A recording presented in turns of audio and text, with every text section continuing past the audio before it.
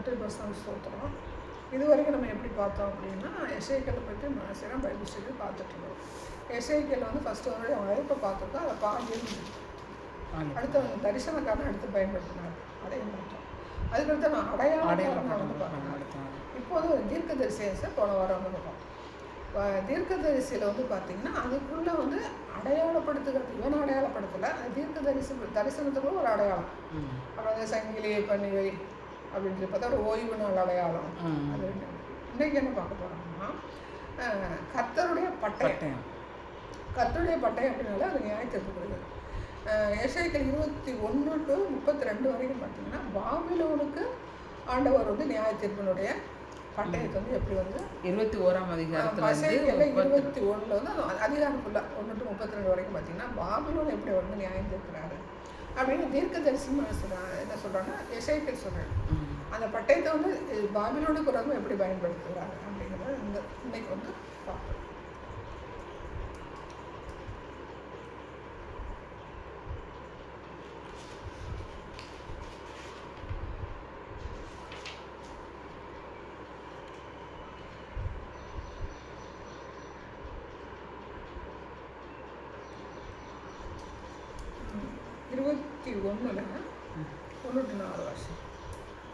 அப்பொழுது கர்த்தருடைய வார்த்தை எனக்கு உண்டாகி, அவர் மனுபுத்திரனே, நீ உன் முகத்தை எருசலேமுக்கு நேராக திருப்பி பரிசுத்த ஸ்தலங்களுக்கு விரோதமாக உன் வசனத்தை பொழிந்து இஸ்ரவேல் தேசத்துக்கு விரோதமாக தீர்க்க தரிசனம் உரைத்து இஸ்ரவேல் தேசத்தை நோக்கி, கர்த்தராகிய ஆண்டவர் உரைக்கிறது என்னவென்றால், இதோ நான் உனக்கு விரோதமாக வந்து என் பட்டயத்தை அதன் உரையிலிருந்து உருவி உன்னில் சன்மார்க்கனையும் துன்மார்க்கனையும் சங்காரம் பண்ணுவேன். நான் உன்னில் சன்மார்க்கனையும் துன்மார்க்கனையும் சங்காரம் பண்ண போகிறபடினால் தெற்கு துவங்கி வடக்கு மட்டும் உள்ள எல்லா மாம்சத்துக்கும் விரோதமாய் என் பட்டயம் அதன் உரையிலிருந்து புறப்படும். ஆமாம், இங்கே வந்து பார்த்தீங்கன்னா இஸ்ரவேல் தேசத்துக்கு என்ன சொல்கிறாரு, இந்த அதிகாரம் வந்து பாபிலோனுக்கு புரியுதுன்னா, அப்போ இஸ்ரவேல் தேசத்துக்கு என்ன சொல்கிறார், அவர் என்ன சொல்ல வர்றார் பார்த்தீங்கன்னா, இஸ்ரவேலுக்கு உள்ள சன்மார்க்கனையும் துன்மார்க்கனும். இப்போ என்ன சொல்ல வர்றார் பார்த்தீங்கன்னா, இப்போ இஸ்ரவேல் தேசத்தில் வந்து அந்த ஒரு கொஞ்சம் முடிஞ்சு வச்சுருந்தாரு. ஆமாம், அதை வந்து சேஃப்டி பண்ணிட்டார். அப்போ அங்கே இருக்கிற சன்மார்க்கனையும் துன்மார்க்கனுக்கு என்ன செய்ய நியாயம் எங்கே இருக்கிற, அதாவது பாபிலோனில் இல்லை, இந்த அதிகாரம் வந்து பாபிலோனுக்குரிய பட்டயம் நியாயத்தீர்ப்பு. அதுக்கு முன்னாடி என்ன சொல்ல வர்றான்னா, இஸ்ரவேல் தேசத்தில் என்ன சொல்ற, அடையாளப்படுத்தி சிறையிருப்பு போகிறது இந்த காரியங்கள்லாம் வந்து சொல்லிடுறாரு. அவங்களுக்கு ஒரு நியாயத்தீர்ப்பு வந்து சொல்லிடுறாரு. இந்த அதிகாரத்தில் என்ன சொல்ல வர்றாங்க அப்படின்னா, இஸ்ரவேல் தேசத்தில் வந்து சன்மார்க்கனையும் துன்மார்க்கனுக்கு விரோதமாக பட்டயங்கிறார். சன்மார்க்கன்னா நான் சொல்கிறேன். இப்போ வந்து இஸ்ரவேல் தேசத்தில் பஞ்சம் வந்துச்சு, பசி வந்துச்சு, கொள்ளை வந்துச்சு. என்ன பண்ணாங்க, தன்னோட பிள்ளைகளை என்ன செஞ்சாங்க, சமைச்சு சாப்பிட்டாங்க. அப்புறம் அவங்களுடைய நஞ்சு பொடி எடுத்து சாப்பிட்டாங்க. அப்படி அதெல்லாம் பஞ்சம் இருந்துச்சு இல்லையா. அப்புறம் அந்த அரிசியை பருப்பா என்னென்னமோ பருப்பெல்லாம் வச்சு கம்பு இதெல்லாம் வந்து வச்சு கோஷே அது என்ன கடைப்பிடிக்கிறாங்க. அது நல்லா தரமாக எடுத்துக்கிறோம், கடைப்பிடிப்பாங்க. அந்த பஞ்ச காலத்தில் என்ன செஞ்சாங்கன்னா, அது மாதிரி தண்ணியை கம்மியாக குடி, சாப்பாடை கம்மியாக, இப்படியெல்லாம் அடையாளப்படுத்தி இதெல்லாம் உனக்கு வரும் சொல்லி அது மாதிரி வந்துருச்சு, நடந்துச்சு. இது வந்து நடந்து முடிச்சது புதுசாக நடந்து முடிச்ச பிறகு சொல்கிறாரா, நடக்கும்போது சொல்கிறாரான்னு உங்களுக்கு நான் பார்த்து சொல்கிறேன். அப்போ அடுத்து என்ன சொல்ல வர்றாருன்னு பார்த்தீங்கன்னா, இந்த நியாயத்தீர்ப்புலாம் கொடுத்துட்டார். இப்போ இஸ்ரவேல் தேசம் வந்து இருக்குது. இஸ்ரவேல் தேசத்தில் வந்து என்ன சொல்கிறாருன்னா, முடிய வெட்டி ஒரு இதில் முடிஞ்சு வச்சுருக்காங்க. இதுதான் அவருடைய பிள்ளைங்க, அவருக்கு உகந்த பிள்ளைங்க, அவருடைய பிள்ளைங்க பரிசுத்தமானவங்க வச்சுக்கோங்க. இதை முடிஞ்சு வச்சுட்டாங்க. இப்போ என்ன சொல்கிறாருன்னா, அவங்களுக்கு சேஃப்டி பண்ணிட்டாங்க. இப்போ அவங்க இஸ்ரேல் நாட்டில் இருக்கிற சன்மார்க்கன் துன்மார்க்கன். சன்மார்க்கன் யார் அப்படின்னு பார்த்தீங்கன்னா, நல்லவன் சொல்லுவான். இப்போ பைபிளில் வந்து ஆண்டவர் நல்லவனுக்கு என்னை நீ நல்லவன் என்று சொல்லுவானே, ஆண்டவரை தவிர நல்லவன் அப்படின்னு சொல்லுவாங்க. ஆனால் அதே வேதத்தில் வந்து பார்த்திங்கன்னா ஒரு பவுலுக்கு வந்து கண்ணு தெரியறதுக்கு சோமனால அனனியா அவனை குறித்து அவன் வேதத்தில் என்ன பார்த்தீங்கன்னா நல்லவன் அப்படின்னு. இன்னொன்று வந்து பார்த்தீங்கன்னா பர்னபா குறித்து ஒன்று நல்லவன். அப்போ நம்ம வேதத்தில் வந்து 2 பேர் நல்லவங்க இருக்கிறாங்க. ஆண்டவர் சொல்கிற நல்லவன் ஒருவனும் இல்லைன்னு சொல்லி சொல்கிறாங்க. நல்லவன் சொல்லி வேதத்தில் என்ன பதிவு பண்ணப்படுது.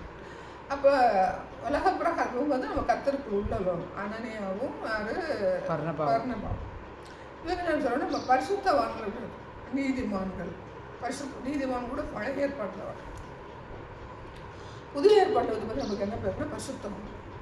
ஆண்டவருடைய பரிசுத்தத்தைன்னா அவரே நம்ம சரீரத்துக்கு தங்கினா நம்ம யாருன்னா பரிசுத்தவான். ஆமாம். அப்போ நீதிமான்கள் பரிசுத்தவான் அவங்க வந்து பார்த்திங்கன்னா கர்த்தரை அறிந்து அவருடைய சத்தியத்திலும் நடக்கிற மாதிரி நீதிமான்கள் பரிசுத்தவான்.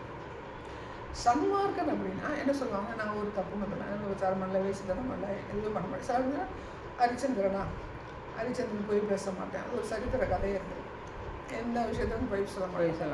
ஆமாம், நிறைய விஷயங்கள் வந்து பார்த்தீங்கன்னா விசாரம் பண்ண மாட்டாங்க, வேசித்தனம் பண்ண மாட்டாங்க, போய் சொல்ல மாட்டாங்க, மற்றவங்களை நேர்மையான வாழ்க்கை.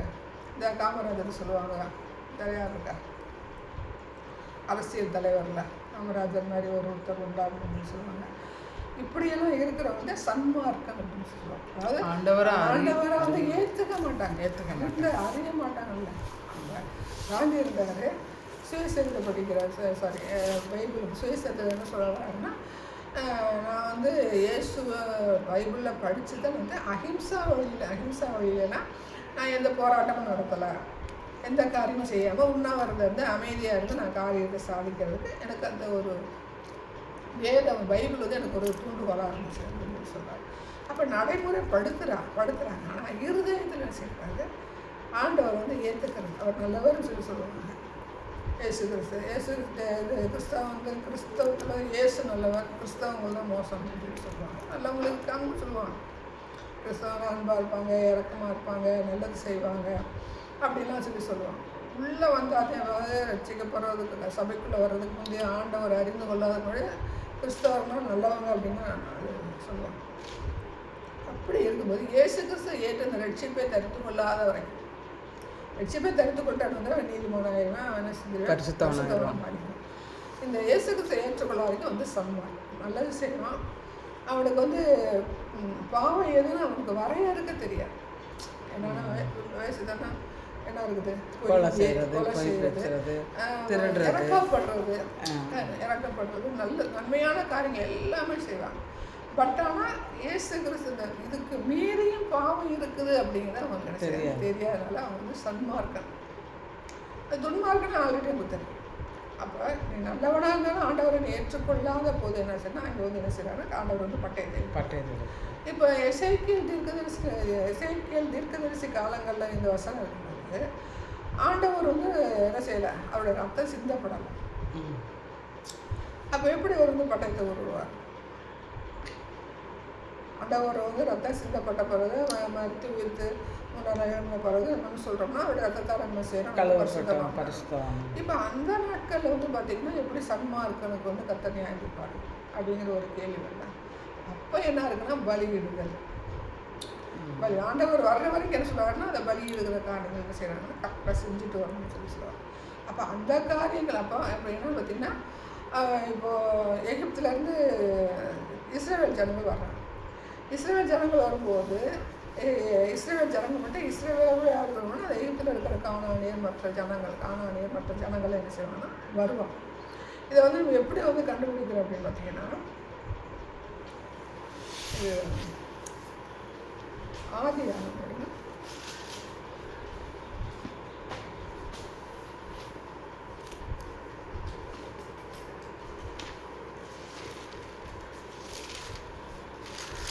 ஆதியாகமம்க்கா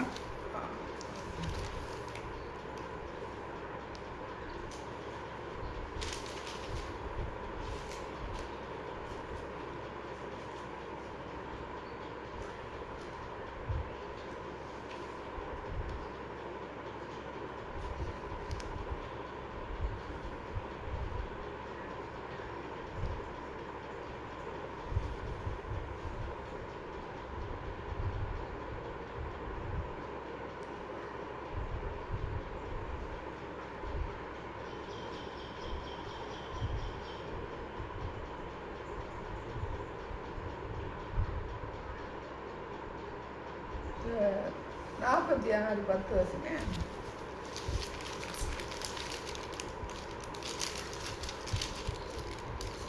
46:10. ஆம்.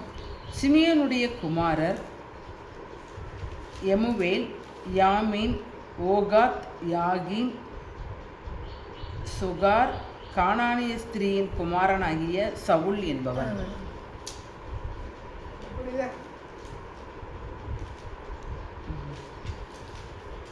ராதையில வந்து பாதுகாக்கப்பட்ட ஆட்கள் என்ன இருக்காங்க, இருந்திருக்காங்க. அவர் என்ன சொல்றாரு, அந்த பஸ்கா கொண்டாடும் போது பார்த்தீங்கன்னா, நீ பக்கத்து வீட்டுக்காரங்களும் நான் கூப்பிட்டுவேன், அந்த ஆட்டுக்குட்டி உனக்கு வேணுங்கிற அளவுக்கு நீ இப்போ ஆட்டுக்குட்டி. அப்புறம் வந்து அந்த யாத்ராமத்தை வந்து நியாயப்பிரமாணம் சொல்லும்போது எல்லாருமே என்ன செய்வேன், ஏற்று நடந்துக்கலாம் அப்படிங்கிற மாதிரிலாம் என்ன சொல்லுவார், அவங்களுக்கு வந்து கட்டளையிடுவார்.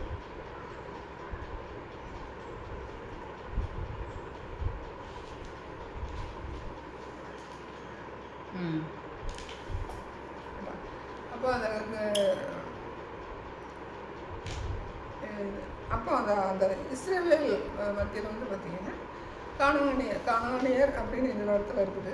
ஏன்னா வந்து மற்ற ஜாதிகள் வந்து உள்ளே வந்தாங்களா அப்படிங்கிறது நமக்கு அந்த ஒரு யூதா கோத்திரமெல்லாம் ஒரு கானானிய ஸ்திரீ தான் பெண் கொண்டார். யூதா கோத்திரம் ஒரு கானானிய ஸ்திரியை கண்டது, அவங்களுக்கு வந்து 3 பசங்க பிறப்பாங்க. அப்புறம் தாமார் வந்து அந்த சேலாவுக்கு அதனால வந்து அந்த காரியங்கள் நடந்தது. இப்போ அந்த 12 கோத்திரத்தில் வந்து பார்த்தீங்கன்னா, இப்போ ஒரு பேருனா யோசப் என்ன பண்ணாங்கன்னா, ஆஸ்நாத் அவன் மனைவி வந்து ஆசாரியன் அப்படின்னு சொல்லி சொல்கிறான். அவன் எந்த ஆசாரியன், எகிப்தில் உள்ள ஆசாரியன்னா யார் அப்படிங்கிறத நான் பார்க்க சொல்லுவேன். அப்போ இப்படி வந்து அவங்களுக்குள்ள வந்து அந்த இஸ்ரேல் ஜனங்களோட மற்ற ஜனங்கள் என்ன செய்கிறாங்கன்னா உள்ளே வந்து இருக்கிறாங்க. அப்போ இஸ்ரேல் தேசத்தில் வந்து இஸ்ரேலர் இருக்கிறாங்க. இந்த இஸ்ரேலர் இல்லாமல் இஸ்ரேலருக்குள்ளையா இல்லை, இஸ்ரேலர்லையே சொல்ல இஸ்ரேலர் மட்டும் நான் விட்டுட்டேன் மற்றவங்க அப்படின்னு சொல்ல வரலாம். இஸ்ரேல் தேசத்தை பற்றி தான் சொல்கிறாங்க. அப்போ இஸ்ரேலுக்குள்ளே பலியிடுதல் ஒழுங்கு இல்லாமல் இருந்தாலும் அங்கே யார் சம்மாக்கணும், பாவம் செஞ்சாலும் யார் துன்மாக்கணும். ஆனால் ஒரு கட்டத்தில் என்ன சொல்ல வர்றாங்கன்னா, அவங்க வந்து இந்த பாவத்தை விட்டுலாம் என்ன செஞ்சுருவாங்க, செய்ய மாட்டாங்க.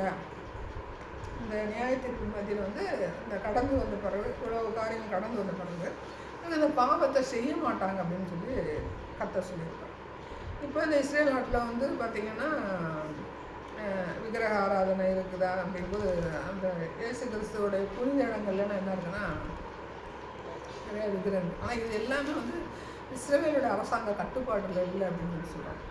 இந்த முஸ்லீம்ஸ் ஒருத்தர் ஒட்டமான் அப்படின்ற ஒருத்தர் வந்து என்ன செய்வார்னா இஸ்ரேல் நாட்டை வந்து அடிமைப்படுத்துகிறார். அவர் தான் ஆளுகை செய்வார்.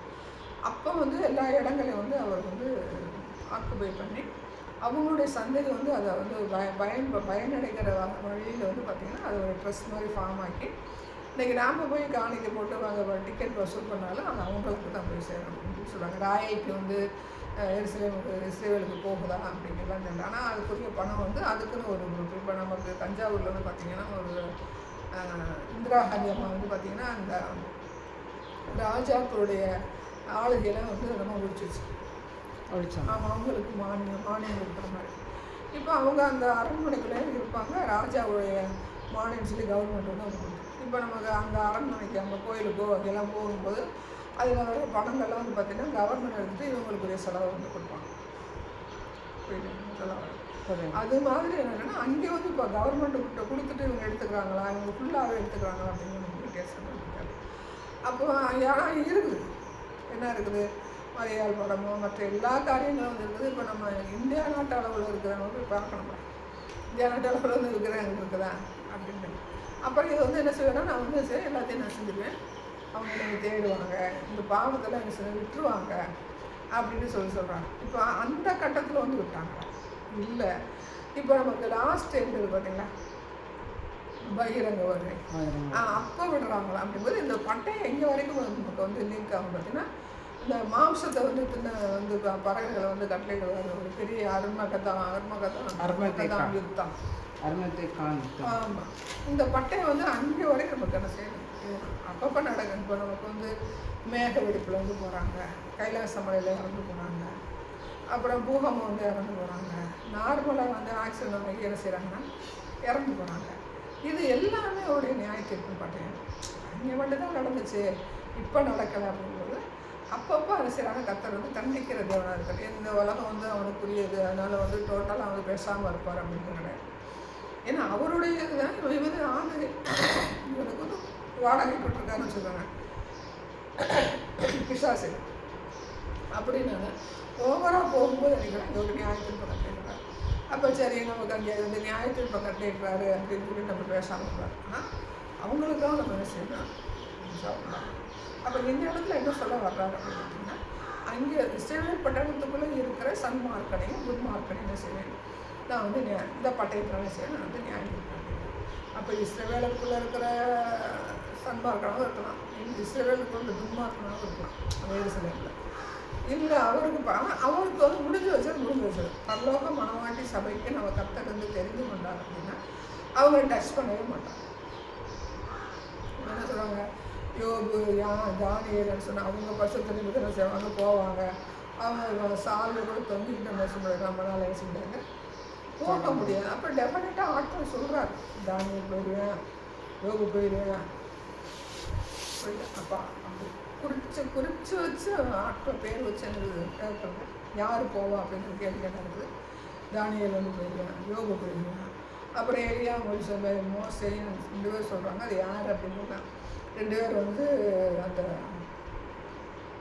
அவனுடைய அந்த கிறிஸ்து ஆட்சியில் வந்து 2 பேர் வந்து செய்வாங்க, இந்த பூமியில் வந்து இருப்பாங்க, அற்புத அடையாளம் செய்வாங்க. அது எலியா எலியா மோசே அப்படிங்கிறாங்க, எலியா ஏனோக்கு அப்படிங்கிறாங்க. அது எப்படிலாம் யாரோ 2 பேர் மேலே போனவங்க என்ன செய்கிறாங்கன்னா கீழே வர்றாங்க. கீழே வந்துட்டு அற்புதமாக அடையாளம் செஞ்சுட்டு பிசாசு செஞ்சு அவங்க வந்து வெட்டி கொண்டு கொடுக்குறேன். வெட்டி கொண்டு மோசேயும் எலியான்னு சொல்லி சொல்கிறாங்க. அந்த மோசே எலியா கூட வச்சுக்கிறோம். ஏன்னா அவங்க வந்து ரத்தத்தினாலேயே வந்து அடையாளம் பார்ப்பாங்க, அடையாளம் பண்ணுவாங்க அப்படின்னு சொல்லி வெளிப்படுத்தின விசேஷத்தில். அப்படி பண்ணும்போது அவங்க வந்து நிறையா கடைகள் வந்து செய்வாங்க. செய்யும்போது வந்து இவன் ஜெயிச்சிடுவான். யார், அந்தி கிறிஸ்து வந்து ஜெயிச்சிடுவான். ஜெயிச்ச உடனே என்ன பண்ணுவாங்க, அவங்க 2 பேரும் சேர்ந்தால் கொலை செஞ்சுருவாங்க. கொலை செஞ்சு அவங்க எங்கே கிடப்பாங்கன்னா எருசலேம் வீதியில் கிடப்பாங்க. கொலை செஞ்சு எருசலேமில் 3 நாள் என்ன செய்வாங்கன்னா அந்த பாடி வந்து அந்த எருசலேம் எல்லாருமே பார்ப்பாங்க. அப்போ வந்து பார்க்கும்போது நம்ம பழைய அப்போ வந்து இது எலியான்னு தெரியும். அது எலியாவா மோசேயா ஏதோ 2 பரிசுத்தவான் வந்து மேலேருந்து கீழே வர்றாங்க. அவங்க வந்து அவங்க அற்புத அடையாளம் செய்வாங்க. அந்த அற்புத அடையாளம் செய்யும்போது அந்த இவன் வந்து ஜெயிச்சு அவங்க வந்து கொலை பண்ணுங்க. கொலை பண்ணும்போது 3 நாள் சொன்னால் எருசலேம் வீட்டில் வந்து அந்த பாடி கிடக்கும். 3 நாளைக்கு பிறகு எல்லாருமே பார்ப்பாங்க. அப்போ வந்து நாங்கள் வந்து எல்லாம் கருதை பிடிச்சி பிரசங்கம் பண்ணும்போது நம்ம பார்ப்போம், அங்கே இருக்கிறது எப்படி எல்லாரும் பார்ப்பாங்க.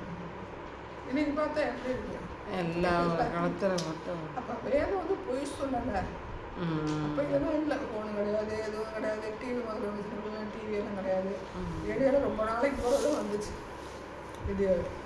அப்போ அந்த நாட்கள் வந்து பார்த்தீங்கன்னா கர்த்தர் வந்து எழுதுக்கு வந்து பொய் சொல்லலை. நடக்குது. இன்னைக்கு பார்த்தீங்கன்னா இப்போ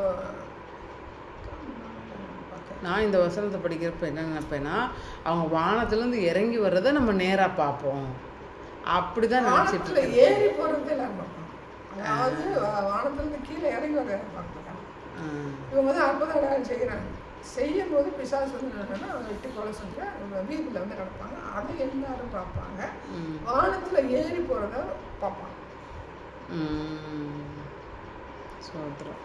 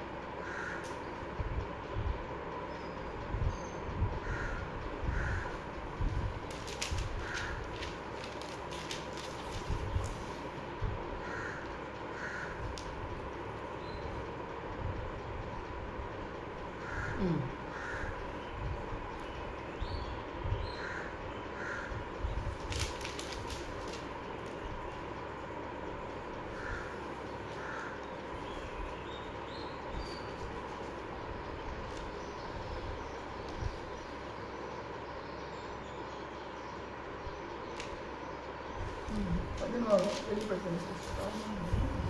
வெளிப்படுத்தல் 11.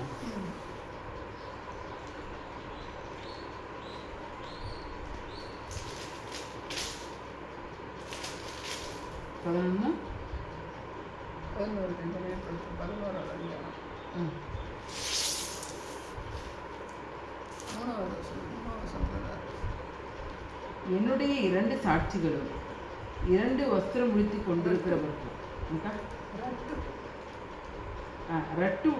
ரட்டு வஸ்திரம் முடித்து கொண்டிருக்கிறவர்களாய் 1220 நாளளவும்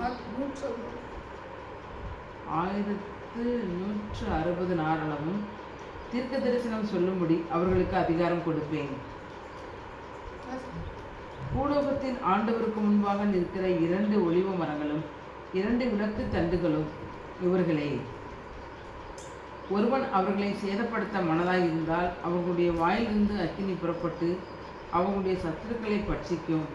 அவர்களை சேதப்படுத்த மனதாய் இருக்கிறவன் எவனோ அவன் அப்படியே கொல்லப்பட வேண்டும். அவர்கள் தீர்க்க தரிசனம் சொல்லி வருகிற நாட்களிலே மழை பெய்யாதபடிக்கு வானத்தை அடைக்க அவர்களுக்கு அதிகாரம். அந்த மழை அவர்கள் தண்ணீர்களை இரத்தமாக மாற்றவும் தங்களுக்கு வேண்டும் போதெல்லாம் பூமியை சகலவித வாதைகளாலும் வாதிக்கவும் அவர்களுக்கு அதிகாரம் இருந்தும் மோசே. அவர்கள் தங்கள் சாட்சியை சொல்லி முடித்திருக்கும் போது பாதாளத்திலிருந்து ஏறுகிற மிருகம் அவர்களுடைய யுத்தம் பண்ணி அவர்களை ஜெயித்து அவர்களை கொன்று போடும். அவர்களுடைய உடல்கள் மகா நகரத்தின் விசாலமான வீதிகளே கிடக்கும். அந்த நகரம் சோதோம் என்றும் எகிப்து என்றும் ஞானார்த்தமாய் சொல்லப்படும். அது ஞானார்த்தமான அந்த அந்த அளவுக்கு அங்கே அந்த பாவம் சொல்லுனால சோதம் எருசலேம் வந்து சோதம் எகிப்துன்னு சொல்லி சொல்கிறாங்க. அதிலே நம்முடைய கர்த்தரும் சிலுவிலே அறையப்பட்டார். ஜனங்களிலும் கோத்திரங்களிலும் பாசைக்காரரிலும் ஜாதிகளிலும் உள்ளவர்கள் அவர்களுடைய உடல்களை 3.5 நாள் வரைக்கும் பார்ப்பார்கள். அவர்களுடைய உடல்களை கல்லறைகளை வைக்க ஒட்டார்கள். 1260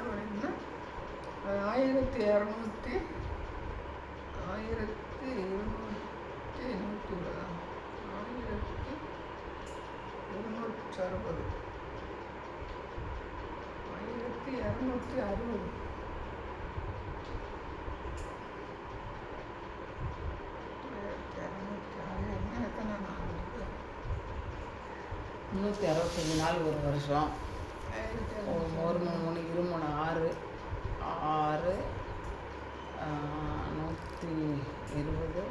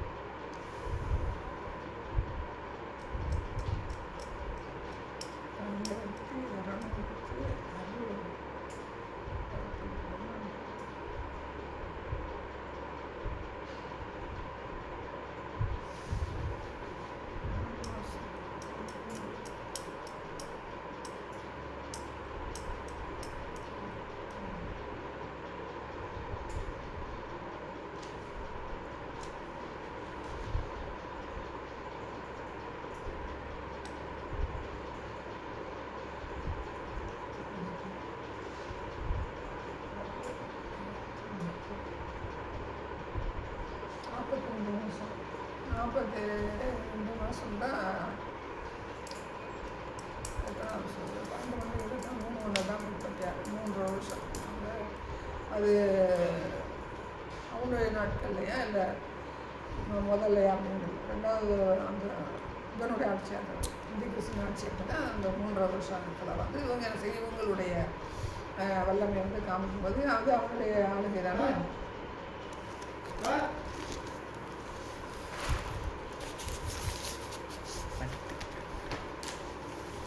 அவனுடைய ஆளுகை அப்போது அவனுடைய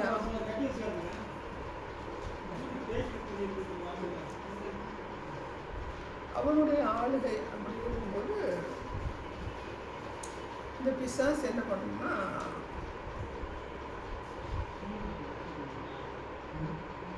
இவங்க வந்து கொண்டு போகிறாங்க.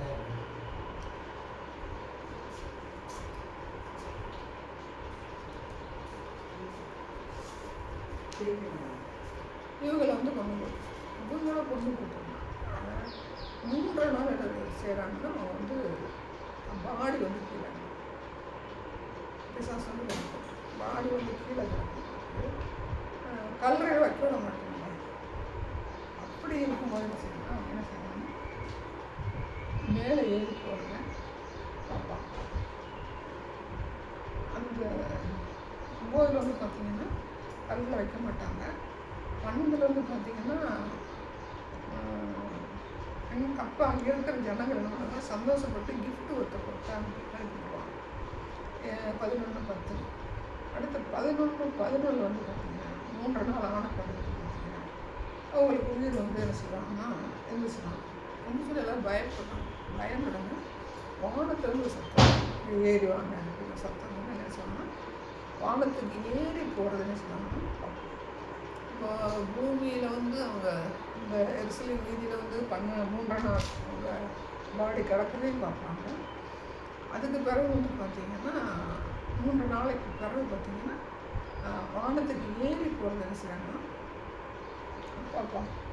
இப்போது இந்த கர்த்தருடைய பட்டயம் அப்படின்னு சொல்லும்போது அன்னைக்கு மட்டும் உள்ள பட்டயம் கிடையாது, இன்றைக்கி அது நடக்குது. இன்றைக்கி மட்டும் கிடையாது, அந்த எண்டு வரைக்கும் என்ன செய்யணும், அது வந்து எண்டு வரைக்கும் வந்து நடக்கும்போது பார்த்திங்கன்னா அதுதான் வந்து முடிவான ஒரு அவருடைய பட்டயத்தின் நியாயம். அது வந்து பார்த்திங்கன்னா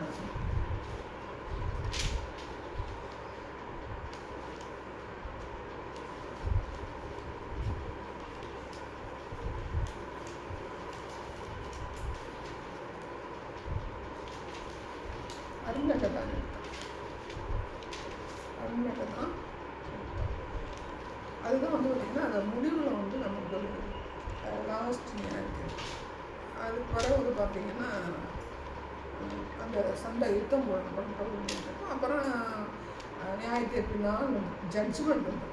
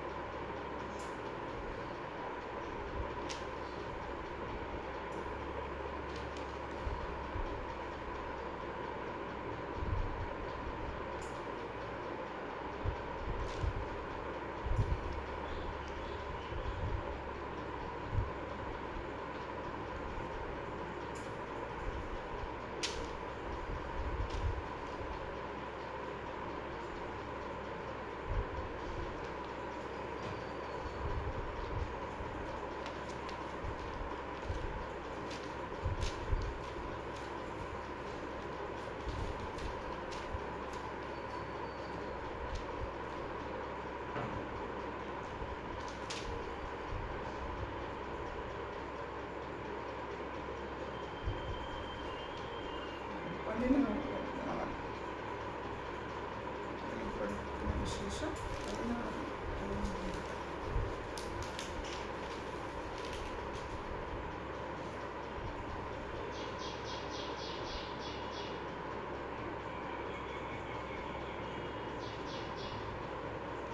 வெளிப்படுத்தி 16 பார்த்திங்கன்னா அந்த அன்மகதான் அந்த இடத்த தான் மென்ஷன் பண்ணியிருக்காங்க. அதை வந்து பார்த்திங்கன்னா இவங்க இஸ்ரேல் நாட்டில் வந்து அந்த இடத்த சேஃப்டி பண்ணியிருக்காங்க. இவ்வளோ பேர் கூடுவாங்க அப்படிங்கிறது வந்து வேதத்தில் சொல்லியிருக்காங்க. ஆனால் அதை வந்து அங்கே தான் நடக்கும் அப்படின்னு சொல்லி அவங்க வந்து அந்த இடத்த வந்து ஆயத்தம் பண்ணி வச்சுருக்காங்க. அந்த இடத்துல நடக்குமா இல்லை வானத்தில் வந்து நடக்குமா அப்படிங்கிறது நம்ம உள்ள டீப்பாக போகும்போது சொல்லணும். சரி, அப்போது இந்த நியாயத்தீர்ப்பின் பட்டயம் வந்து பார்த்திங்கன்னா எல்லா நாட்களுக்கும் ஒரு அந்த எண்டு வரைக்கும் இருக்குது. அந்த எண்டு தான் வந்து பார்த்திங்கன்னா அருமையாக தான் யுத்தம் தான். அதை வந்து அந்த பட்டயத்தில் வந்து கர்த்தர் வந்து நியாயத்தீர்ப்பு நாள் அப்படிங்கிறது வந்து அது ஜட்ஜ்மெண்ட். அது வந்து யார் என்னென்ன பண்ணாங்க அப்படிங்கிற அந்த முடிவு எங்கே வந்துடும். அப்புறம் தான் வந்து பார்த்திங்கன்னா நமக்கு வெளிப்படுத்த விசேஷத்துக்கு போகும்போது நல்ல டீப்பான நல்லா இருக்கும். சரி, இப்போ வந்து பார்த்திங்கன்னா 21வது வந்து பாபிலோனுக்கு இது வந்து நியாயத்தீர்ப்பின் பட்டயம் அப்படின்னு வந்து கர்த்தர் சொல்கிறார். அதே நேரத்தில் இஸ்ரவேல் நாட்டுக்கு மத்தியில், இஸ்ரவேல் நாட்டுக்குள்ளே இருக்கிற சன்மார்க்கனுக்கும் துன்மார்க்கனுக்கும் என்ன நடக்கும்னா ஒரு நியாயத்தீர்ப்பு பட்டயத்தால் கர்த்தர் வந்து நியாயத்தீர்க்கிற தேவனாக இருக்கும். அப்போ அதில் வந்து பார்த்தீங்கன்னா இஸ்ரவேலர் இருந்தாங்களா இல்லையா அப்படின்னு பார்த்தீங்கன்னா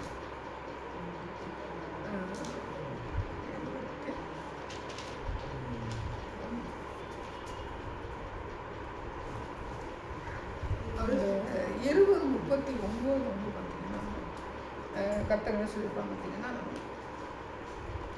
அந்த அவங்க வந்து பார்த்தீங்கன்னா விக்கிரகங்களை வந்து செய்வாங்கன்னா அதை விட்டுட்டு எங்கே வருவாங்கன்னா அவர்கிட்ட என்ன செய்வாங்க, இயேசு கிறிஸ்து சாரி தேவனை நோக்கி கடந்து வந்துடுவாங்க அப்படின்னு 39:40 வந்து பார்த்தீங்கன்னா கர்த்தர் வந்து 20வது அதிகாரத்தை வந்து சொல்லியிருக்காங்க. அப்போ நம்ம வந்து வசன பிரகாரம் வந்து அதிகார பிரகாரம் பார்க்கும்போது என்னடா இதை முடிச்சுட்டு அப்படியே இங்கே வந்துடுவாங்களா, சுத்தமாகிடுவாங்களா அப்படின்னு நம்ம விட கோட் பண்ண முடியாது. ஏன்னா வசனம் பிரித்தது வந்து பார்த்திங்கன்னா பத்தியாக பேராகிராஃப் வந்து பழைய நாட்களில் வந்து சொல்லி வந்து பரிசுத்தவங்க வந்து எழுதி வச்சுருந்தாங்க.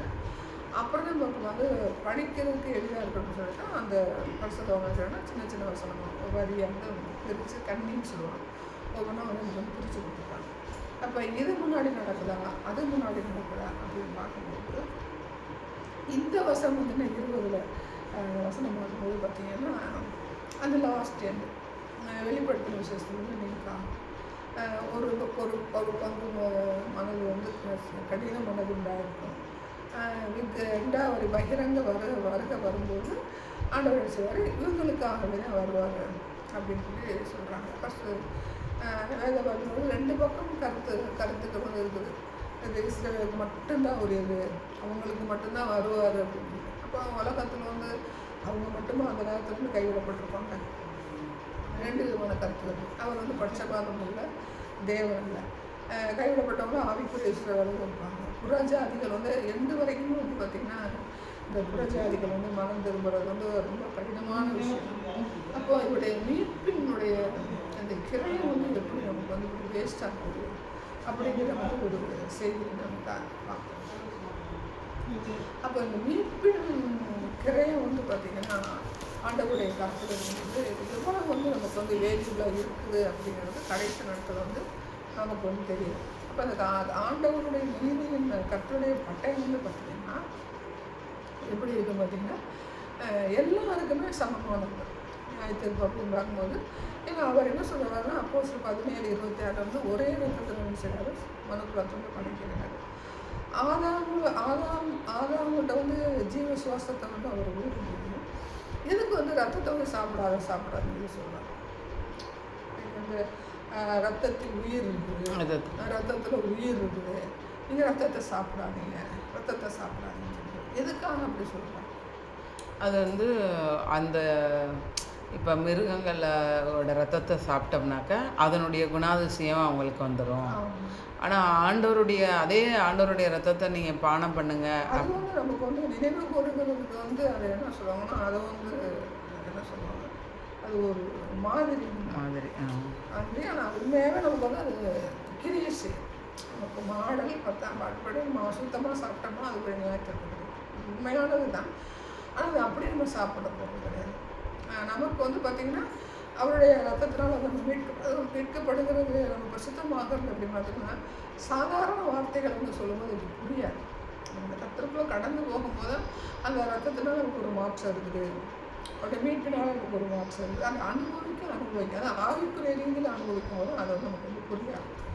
ஆனால் ஆண்டவர் என்ன சொல்கிறாருன்னா, நீ என்ன செய்யாத, ரத்தத்தில் உயிர் இருக்குது சாப்பிடாது, ரத்தத்தில் உயிர் இருக்குது சாப்பிடாதுன்னு சொல்கிறார். எதுக்கு சொல்கிறாங்க அப்படின்னு பார்த்தீங்கன்னா அவர் ஜீவ சுவாசம் வந்து ஊதும் அவருடைய உயிர். நம்ம என்ன சொல்கிறோம்னா ஜீவ சுவாசம் உடனே மூச்சு காத்து அப்படின்னு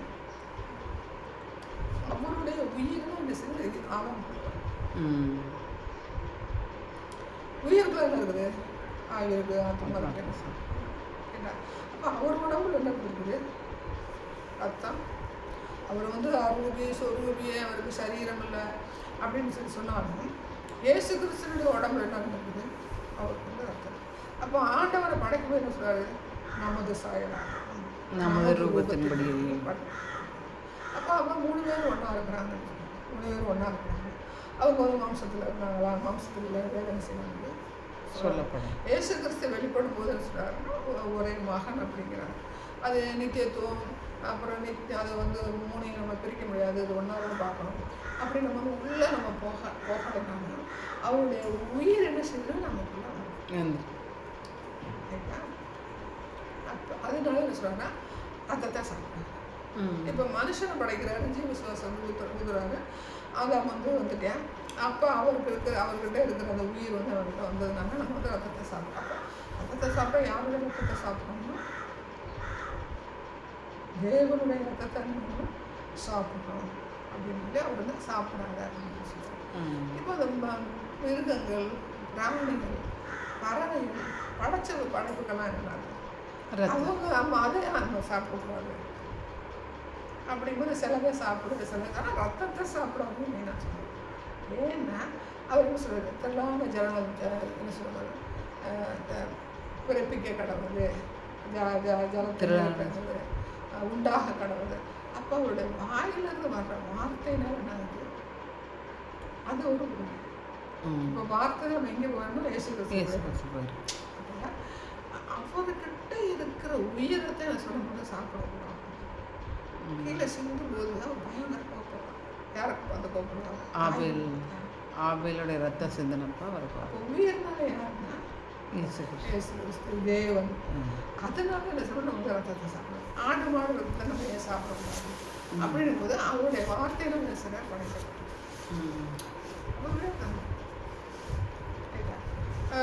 அவருடைய கையை உங்களுடைய கையை மூடிக்கொள்ளும் போது அது அவங்களோட கையை திறக்கும் போது என்ன செய்யும்? அவங்க வந்து அந்த மிருகங்கள், பிராணிகள் என்ன செய்யும்? அதை வாங்கிக்கொள்ளும். உடைய கையை மூடும்போது என்ன செய்யணும்? அது மாண்டு போகும். சங்கீதத்தில் சொல்லுவாங்க கையை மூடும்போது அவைகள் மாண்டுவோம்.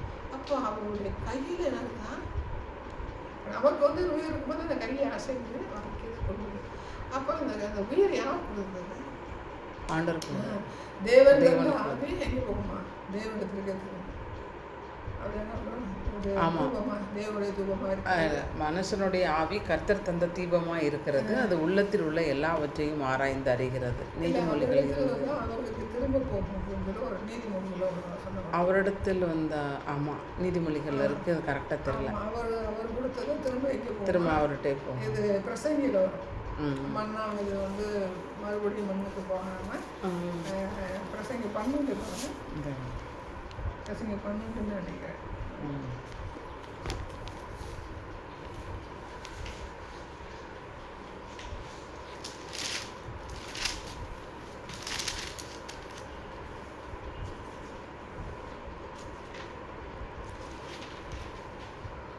இவ்விதமாய் மண்ணானது தாம் முன்னிருந்த பூமி. பிரசங்கி 12:7. இவ்விதமாய் மண்ணானது தான் முன்னிருந்த பூமிக்கு திரும்பி ஆவி தன்னை தந்த தேவனிடத்திற்கு மறுபடியும் போகாததற்கு முன்னும் அவரை உன் வாலிப பிராயத்தில் நினை. ஆவி தன்னை தந்த தேவனிடத்திற்கு அப்போ அதனால சொல்ல அவர் வந்து ரத்தத்தை சாப்பிட்றாரு. மற்ற மிருகங்களுடைய ரத்தத்தெல்லாம் ஏன் சாப்பிடக்கூடாதுன்னா அவருடைய உயிர் அதில் எதுக்கு சாப்பிடக்கூடாதுன்னு சொல்லுவாங்க. எதுக்கு சாப்பிடக்கூடாதுன்னு சொல்லுவாங்க. வந்து மண்டையை போட்டு காய வச்சுக்கணும். அப்போ அது ஏதாவது ஒன்று இருக்குது.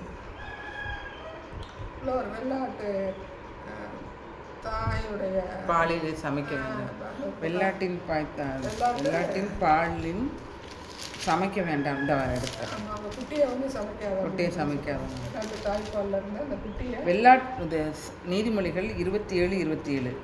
வெள்ளாட்டுப்பால் உன் ஆகாரத்துக்கும் உன் வீட்டாரின் ஆகாரத்துக்கும் உன் வேலைக்காரன் பிழைப்புக்கும் போதுமானபடியாக இருக்கும். இல்லை அடுத்தது ஆட்டுக்குட்டிகள் உனக்கு வஸ்திரத்தையும் கடாக்கையும். அப்போ அந்த ஆட்டுக்குட்டி கூட வந்து வெள்ளாட்டு பாலில் வந்து நீங்கள் சமைக்காத அப்படின்னு சொல்லி சொல்கிறார். எதுக்காக சொல்கிறாரு?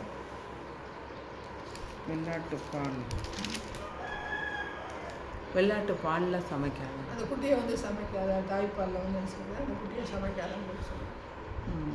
வெள்ளாட்டுக்குட்டி தாயே தாயே, அது குட்டி வந்து அதை வந்து சமைக்காத அப்படின்னு சொல்லுவாங்க. அது தாய்ப்பால் எங்கே இருந்ததோ அது ஒரு உயிர். எல்லாமே நம்ம மைல்டாக ஆண்டவர் சரியாக சொல்லுறது மாதிரி கற்றுக் கொடுப்பாங்க. சும்மா எதுக்கு சொல்லுவார், வேகத்தில் எதுக்கு அதை வந்து எழுதி வச்சுருக்காங்க. அது ஒரு உயிர். தாய்ப்பால் இப்போ புட்டுப்பால் கொடுக்குறாங்க, பவுடர் பால் கொடுக்குறாங்க, பிள்ளைய வளர்த்துக்கிறாங்க அப்படின்னு சொல்லி சொல்கிறாங்க. தாய்ப்பால் எப்படி வருது? ரத்தத்தை தான் வச்சுறாங்க தாய்ப்பால். அப்போ மாட்டுப்பாலையும் கொடுக்கலாம்ல அப்படின்னு கேள்வி வரும். மாட்டுப்பால் வந்து மிருகம். இது வந்து ஜீவ சுவாசம் உருவாக்கணும். ஏவாளர் ஒரு ஆண்டவருடைய ஜீவ சுவாசத்தினால வந்து உருவாக்கணும். நிறைய விஷயம் இருக்கும்போது ஒரு காரியம் நமக்கு வந்து தெரியல அப்படின்னா தேவனுடைய காலத்தில் இருந்து கேட்குறப்ப எல்லாத்தையும் வெளிப்படுத்துகிறது. யாருக்கும் மறக்க மாட்டார். இது இருக்கிறது பூரா வேத வல்லுநர்களுக்கு தெரியுது, நமக்கெல்லாம் தெரியாது அப்படிலாம் கிடையாது. எனக்கு எப்படி ஹீப்ரு தெரிஞ்சாலே எனக்கு சத்தியத்தை கற்றுக்கணும், இல்லை இங்கிலீஷ் தெரிஞ்சாலும் எனக்கு சத்தியத்தில் கற்றுத்தரணும். எல்லாமே இப்போ நீங்கள் எபிரேய வார்த்தையுமே இல்லை சார் தமிழில் வந்துருக்கும், அரபிய வார்த்தை தமிழில் வந்துருக்கும். இப்போ நம்ம கொல்கத்தா மலை, கபாலம் இப்போ நம்ம என்ன சொல்லலாம், மண்ட ஓடு, கபாலம். இந்த கபாலங்கிற என்ன இதுன்னு பார்த்தீங்கன்னா அரபியன் லாங்குவேஜ். இப்போ நம்ம என்ன நாகரிகம் என்ன சொல்லிடலாம், நம்ம யூஸ் கபாலம்னு சொல்லி சொல்கிறோம். அப்புறம் வந்து பராக்கு பார்க்காத, பராக்கு பார்க்காத. அப்புறம் படித்தோம்னா அது என்ன ஒரு கிரேக் வேர்டா ஹீப்ரு வேர்டா, பராக்கே. கேளாத மாதிரி. அப்போ நார்மலாகவே நமக்கு என்ன இருக்குது, வார்த்தைகள் நம்மளுடைய பார்க்குறோம், அதோடைய அர்த்தம் வந்து நம்மளுக்கு நடைமுறையாக இருக்குது. அதை நம்ம கவனித்து என்ன செய்யணும். அப்போ இப்போ வந்து நம்ம என்ன பார்த்துட்ருக்கோம் அப்படின்னா, பாபிலோனுக்கு வந்து கர்த்தருடைய பட்டயம், நியாயத்தீர்ப்பின் பட்டயம் அப்படிங்கிறது ஆண்டவருக்கு விரோதமாக இருக்கும்போது அந்த உள்ளே இருக்கிற தேச நாட்டுக்குள்ள இருக்கிற ஜனங்கள் என்ன செய்கிறாங்கன்னா பட்டயத்தினால் என்ன செய்கிறார், நியாயம் இருக்கிறது.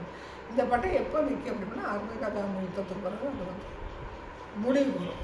இந்த பட்டயத்தினால நியாயம் தீர்க்கிறது. இப்போ நிறைய சண்டைகள்லாம் நடக்குது, போர் நடக்குது. பட்டயம் கத்தி மட்டும் நம்ம நினைக்கிறோம்.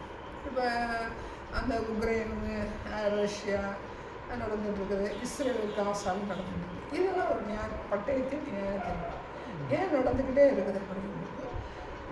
அதுக்கு எல்லாத்துக்கும் எனக்குன்னா ஒன்று எடுத்துகிட்டு ஒரு டாபிக் ஆகும். அப்போ எல்லாத்துக்கும் கற்று சொல்ல நியாயம் தீர்க்கிற தேவனாக இருக்கிறார். இது இஸ்ரேல் எருசலேமில் வந்து ஏமன் நாட்டுக்காரங்க யாரும் டச் பண்ணிட்டான். டச் பண்ணும்போது அமெரிக்காவை என்ன பண்ணிட்டாங்கன்னா, ஒரு ட்ரம்ப் பயங்கரமாக வந்து அமெரிக்காவில் ஏமன் நாட்டு தலைநகர் ஏமட்டில் சண்டை போட ஆரம்பிச்சிட்டாங்க. அப்போ நார்மலாக வந்து நம்ம என்ன நினைக்கிறோம், எரிசலம் ஒரு சாதாரண ஒரு பட்டம். அப்போ அதை டச் பண்ணும்போது என்ன ஆகுது பார்த்தீங்கன்னா கற்று நினைச்சிட்டேன். அங்கே ஒரு ஆளை வச்சுருக்கேன், ட்ரம்ப்பை வச்சாங்க. வேறு யாரும் இருந்தால் செப்பெடுத்துக்கணும். சத்தியமெல்லாம் தெரியும் ட்ரம்ப். ஆனால் தைரியம் அடிச்சுட்டு எடுத்தார், அங்கே வந்து இது பண்ணிட்டார். அப்போ இது ஒரு இதை நியாயம். நம்ம என்ன கண்ணோட்டத்தில் பார்ப்போம், ஏசு கிறிஸ்து இப்படி எல்லாம் பண்ணலாமா அப்படின்ட்டு. ஏசு கிறிஸ்து பிள்ளைங்க மன்னிச்சுட்டு போயிடணும் அப்படின்னு. அது ஒரு சத்தியம். மீட்பின் கிரயம் இருக்குது. மீட்பின் கிரயம் இருக்கும்போது அந்த மீட்பின் கிரயத்தை வந்து யோசிக்காமல் அந்த காரியங்கள் செய்யும்போது அங்கே எல்லாத்துக்கும் வந்து ஆண்டவர் செய்வார். அதை சொல்லுவாங்க, ஆமாம் இது என்ன கண்ணிலையா காதலையா மூக்கலையா கடவுளுக்கு. இப்போ இந்த காசா பட்டணத்தோட ஜனங்கள் வழியை பார்க்கும்போது நமக்கு மனசுக்கு ரொம்ப வேதனையாக இருக்குது. ஆனால் அது ஒரு நேரத்தில் இருக்கும். அந்த தீர்க்கதரிசி செய்தியில் போகும்போது நம்ம பார்ப்போம். அன்னைக்கு அதாவது சங்கீதத்தில் இருக்கும், செல்வத்தை வந்து பாவத்துக்காக என்ன செய்யறாங்கன்னா அப்படி சேர்த்து வச்சுருக்காங்க. சங்கீதத்தில் பாவத்துக்காக சேர்த்து வச்சுருக்காங்க, சந்ததிக்கு வந்து சேர்த்து வச்சுருக்காங்க. இப்போ பாவம் இல்லாத சந்ததி உருவாக்குறது ஒரு பெரிய விஷயம். இப்போ சேர்த்து வைக்கும்போது பார்த்தீங்கன்னா சந்ததியாக இருக்கும்போது அவங்களுடைய ஞாபகத்துக்கு நேரம் அந்த சந்ததியை செய்யணும். அவையினத்துக்கு நீங்கள் வருஷத்தை சந்ததிக்கு போகும்போது அது பியூரிஃபைக்கு நேரம் கத்தனை வச்சுட்டு போவாங்க. நீதிமன்றம் 7 தரணும். அப்போ அந்த சந்ததி வந்து பார்த்தீங்கன்னா நீதிக்கு நேரம் நடந்து போகிறார், பரிசுத்தத்துக்கு நேரம் நடந்து போகிறார். இந்த பாவ சந்ததியை உருவாக்கிட்டு போகும்போது அது அந்த சேர்த்து வச்சு சடுதியில் இருந்துச்சுன்னா பாதவசம் நேரம் போட்டாங்க பாதத்தில். அப்போ அது யாரு காரணம் அப்படிங்கும்போது நம்ம ஒரு சந்ததி உருவாக்குறோம், ஒரு கல்யாணம் பண்ணுறோம், ஒரு காட்சி பண்ணுறோம், ஒரு பிள்ளைக்கு கல்யாணம் பண்ணுறோம் அப்படிங்கும்போது அந்த பிள்ளைங்க வந்து இந்த நியாயத்தீர்ப்புக்கு நேராக போகாங்க, ஆண்டவருக்கு நேராக போகிறது நம்ம எஃபர்ட் பண்ணுறோம். யாரும் என்ன செய்கிறது கிடையாது, செய்கிறது. ஆமாம், அந்த வசனம் நல்ல சங்கீதத்தில் பாருங்கள், பாதாளத்துக்கு சடுதியில் பாதாளத்துக்கு நேராக வரும். சங்கீதம் ஆசாப்பின் சங்கீதம்.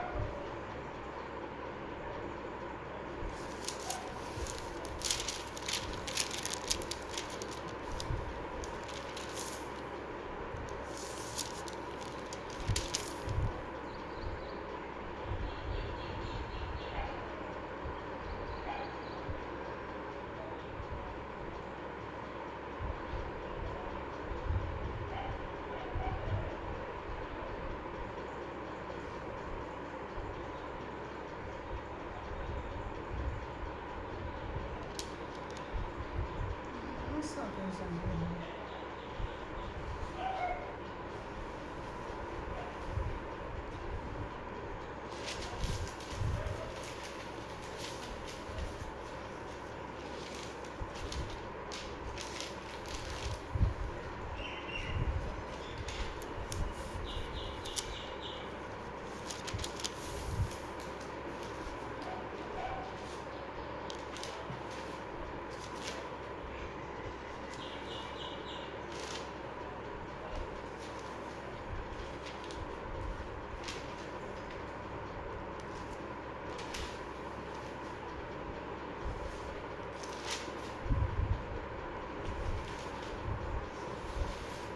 ஆசாப்பின் சங்கீதம்.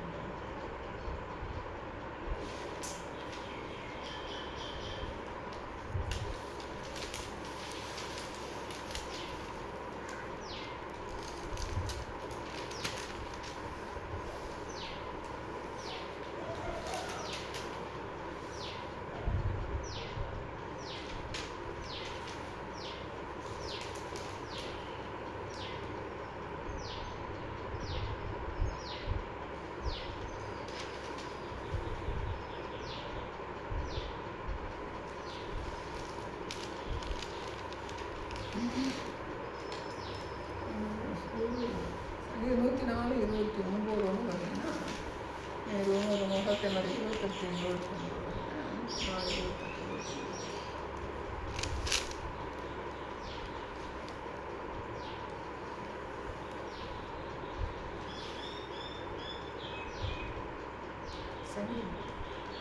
சங்கீதம் 104 அக்கா. 28, 29 நம்ம பார்த்தோம்னா அதை ஒரு கையை மடக்கிட்டாருன்னா 104, 29. 28. நீர் கொடுக்க அவைகள் வாங்கிக் கொள்ளும், நீ உம்முடைய கையை திறக்க அவைகள் நன்மையால் திருப்தியாகும். நீர் உமது முகத்தை மறைக்க திகைக்கும், நீர் அவைகளின் சுவாசத்தை வாங்கிக் கொள்ள அவைகள் மாண்டு தங்கள் மண்ணுக்கு திரும்பும்.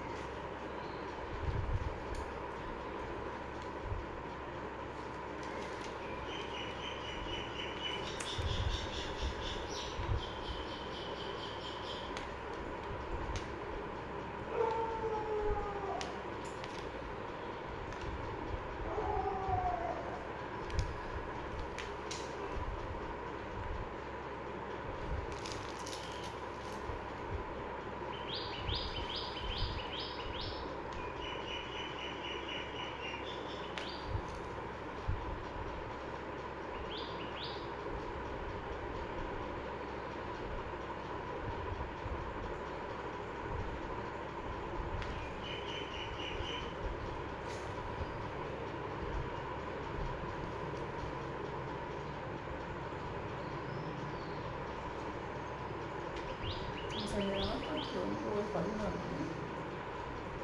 சங்கீதம் 49 அக்கா.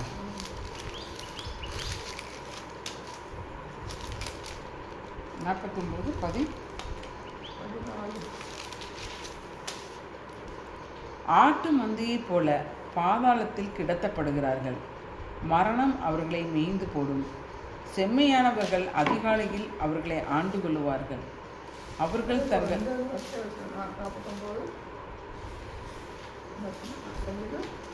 49:14.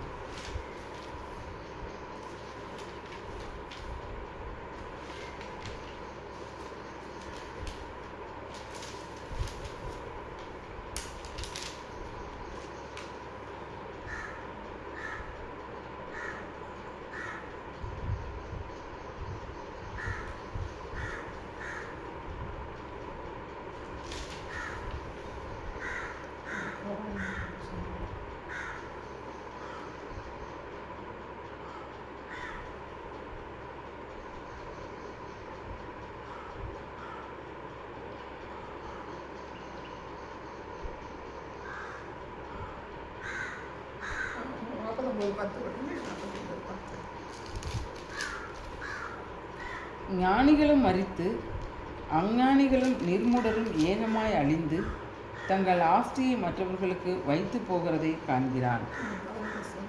தங்கள் வீடுகள் நித்திய காலமாகவும் தங்கள் வாசஸ்தலங்கள் தலைமுறை தலைமுறையாகவும் இருக்கும் என்பது அவர்கள் உள்ளத்தின் அபிப்பிராயம். அவர்கள் தங்கள் நாமங்களை தங்கள் நிலங்களுக்கு தரிக்கிறார்கள். ஆகிலும் கணம் பொருந்தினவனாய் இருக்கிற மனுஷன் நிலைத்திருக்கிறதில்லை, அழிந்து போகும் மிருகங்களுக்கு ஒப்பாயிருக்கிறான். இதுதான் அவர்கள் வழி, இதுதான் அவர்கள் பைத்தியம். ஆகிலும் அவர்கள் சந்ததியார் அவர்கள் சொல்லை மெச்சிக்கொள்ளுகிறார்கள். ஆட்டு மந்தையைப் போல பாதாளத்தில் கிடத்தப்படுகிறார்கள், மரணம் அவர்களை மேய்ந்து போடும். செம்மையானவர்கள் அதிகாலையில் அவர்களை ஆண்டு கொள்ளுவார்கள்.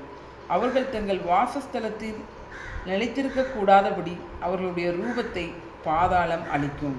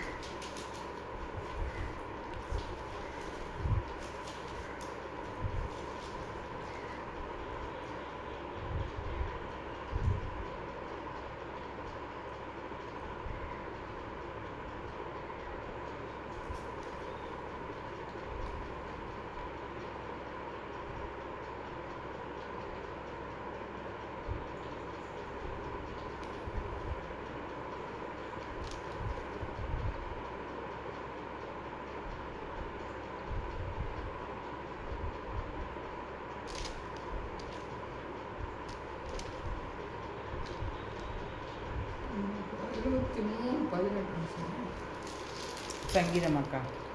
23:18.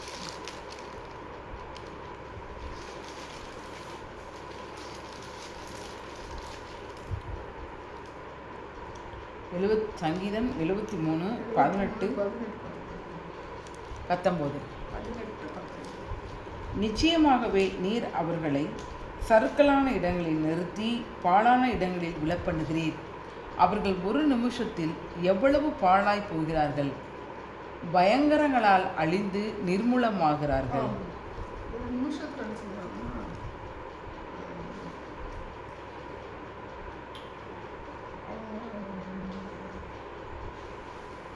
ஆண்டவரை ஏற்றுக்கொள்ளாமல் இருக்கும்போது அந்த சந்ததி என்ன செய்யணும்னா அந்த மாதிரி ஆண்டவருக்குள்ள இருந்து ஆண்டவருடைய சமூகத்தில் இருக்கும்போது நம்ம சந்ததி ஆண்டவருடைய சந்ததியாக மாறணும் அப்படிங்கிறது கத்துறேன்னு சொன்னால் அவனுக்கு நேரம் நம்ம பேசுவாங்க வழிநடத்துவார். ஆண்டவருக்கு இருக்கிற சர்ச்சைக்கு போகிறேன், அதெல்லாம் செய்கிறேன், இதெல்லாம் பண்ணுறேன் அப்படின்னு நம்மளுடைய சுய சுத்தம் உள்ள நுழைஞ்சிட்டாலே என்ன சொன்னால் அதை வாங்கிட்டு போயிடுவோம். பார்க்கறதுக்கு நல்லா தான் இருக்கான், வாழ்க்கை நல்லா தான் போயிட்டு ஆனால் சந்ததி எப்படிப்பட்ட சந்ததியாக இருக்குன்னா சடுதியில் பாதாளத்துக்கு போகிற சந்ததி. ஒரு பிரயோஜனம் இல்லை. நல்லா தான் இப்போ அந்த 23 ஃபஸ்ட்டு அதிகாரத்தில் 1-3 வாசிங்களேன். ஒரு நல்லா போயிடுவாங்க. லைஃப் வந்து ரொம்ப ஒரு இக்கட்டான சூழ்நிலை அது வாடு போயிடுவோம். வாசிங்கன்னா 23 சுத்த இருதயமுள்ளவர்களாகிய இஸ்ரவேலருக்கு தேவன் நல்லவராகவே இருக்கிறார். ஆனாலும் என் கால்கள் தள்ளாடுதலுக்கும் என் அடிகள் சறுக்குதலுக்கும் சற்றே தப்பிற்று. இது வந்து பர்சனல் வந்து கத்தோடைய பிள்ளைங்க ஜீவன் வந்து தூக்கி எடுப்பாரு. திடீர்னு வாசலில் போயிடுவாங்க. எப்படியா இவங்க ஜீவனை கொடுப்பாரு. சட்டை தப்பிட்டு அப்படின்னா போனேன் பஸ் சர்வீஸு அந்த சுகருக்கு வந்து நான் தப்பிச்சிட்டேன் அப்படிங்கும்போது இதுதான் வந்து ஆண்டவருடைய சந்ததியில் வரக்காங்க. ஏன் பாவிய புறஜாதியில் வந்து இந்த காரியங்கள் நடக்காதா அப்படிங்கும்போது அந்த சந்ததியில் வந்து பசுதவங்களுக்கு இருந்திருப்பான். இப்போ நம்ம கொஞ்சம் 12 கோத்திரம் வந்து பார்த்திங்கன்னா நமக்கு காமிச்சு யாப்பைத்து 3 சந்ததியிலேருந்து வரும்போது அந்த 12 சந்ததி கோத்திரத்தில் வந்து பிரியும்போது பார்த்திங்கன்னா ஆண்டவருக்கு பிரியமான சந்ததி இருப்பாங்க, பிரியமில்லாத கோத்திரமும் இருப்பாங்க. பிரியமில்லாத காரியங்கள் வந்து அந்த மிங்கிளாகி வரும்போது பார்த்திங்கன்னா அந்த பசுத்துக்கு நேரம் அந்த கடந்த போது கத்த ஜீவனை வந்து திருப்பியாக செய்யணும்னா அதை தட்டி பறிக்காமல் வந்து காத்துக்கொள்வார். பசுவன் மட்டுமா காப்பாற்றுவார், அவங்களுக்கு சல்தானாக காப்பாற்றல. ஐயாம்மா சாமி புண்ணியத்தில் சார் நல்ல வேலை ஆசிரியர் தப்பிச்சிட்டேன் அப்படின்னு சொல்லுவாங்க. அப்போ ஏதாவது வேரியேஷன் யோசிக்கிறது அவனுக்கு இருக்குது எனக்கு இருக்குது. அப்போ அவனுக்கு எனக்கு என்ன வித்தியாசம் அப்படிங்கும்போது அந்த மூளை வேறு எங்கேருந்து வருது. அப்போ 1000 தலைமுறைக்கு இறக்கம் செய்கிறது. ஆனால் 1000 தலைமுறையில் நீங்கள் வந்து ஆண்டவரை வெளிப்பட்டீங்கன்னா அவர் 2 வரைக்கும் சார் இறக்கம் பாராட்டுங்க. 1000 தலைமுறை 1000 முறை போச்சுருவாரு அப்படின்னு கிடையாது. ஒரு ஆள் வந்து தேவனுக்குள்ள எழுப்பி ஆளை வந்து தப்பு பண்ணனா தப்பு பண்ணும்போது பார்த்தீங்கன்னா இங்கே யார் இருக்கிறாரு, சேம் இருக்கிறாரு, சேத் இருக்கிறாரு, நோவா இருக்கிறாரு, ஆபிரகாம் இருக்கிறாரு. அப்புறம் 12 கோத்திரத்தில் வர்றாங்க. 12 கோத்திரத்தில் வரும்போது வெளிப்படுத்தின விசேஷம் தாம் கோத்திரமும் காண போயிருக்கு. அப்போ தாம் கோத்திரம் காண போயிட்டு அவங்க படுத்துவாங்க இல்லையா அப்படிங்கிற கேள்வி நமக்கு நிறையா கேள்விகள். அந்த கேள்விகள் வந்து இப்போ தேவ சமூகத்தில் இருந்து பார்க்க முடியுங்க. அப்போ தான் கோத்திரத்தில் நல்ல ஒரு குடும்பம் இல்லையா? தான் கோத்திரத்தை யார் எழுதிப்பாரு? இது உடன்படிக்கைப்பட்டி செய்யும்போது அகோலியாப்பா ஒரு வெண்கலத்துக்கு எதுக்கு ஒரு தான் கோத்திரம். அப்போ அங்கேயும் இருக்கிற எல்லா இடத்துலையும் வந்து கரப்ஷன் இருக்கிற ஆட்கள் இருக்கிறாங்க, ஆண்டவரை தேடுகிற ஆட்கள் இருக்காங்க. அந்த ஒரு சொல்லுவாங்க தர்மம் தலையாகுமா தான தர்மம்னு எனக்கு செஞ்சுட்டாங்க. இந்த காரியத்தில் நல்லது நாங்கள் அம்மா பல நல்லது பண்ணிருக்காங்க, அதனால நான் நல்லா இருக்கேன் அப்படின்னு சொல்லுவாங்க. ஏதாவது கொள்ளக்காரன் இந்த பிள்ளைங்க நடுத்தல் என்னன்னு சொல்லுவாங்க. அவங்க செஞ்ச பாவத்துக்கு இந்த பிள்ளை நடுத்தல் நிற்கிது. ஒரு சமயத்தில் ஒரு பெரிய ரவுடியோட வெட்டி போட்டாங்க ரோட்டில். அப்போ இந்த பிள்ளை கடந்து கதறும். அப்போ எல்லோரும் என்ன சொல்கிறாங்க, அவன் செஞ்ச பாவம் இந்த பிள்ளை அது கதறு.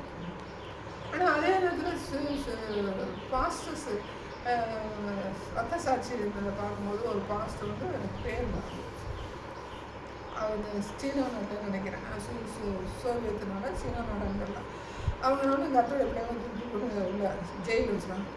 ஜெயிலில் வைக்கும்போது அவர் குடும்பம் படித்து சிறுகடிக்கப்பட்டிருந்து அவங்க பொண்ணு என்ன ஆகுதுன்னா விபச்சாரம்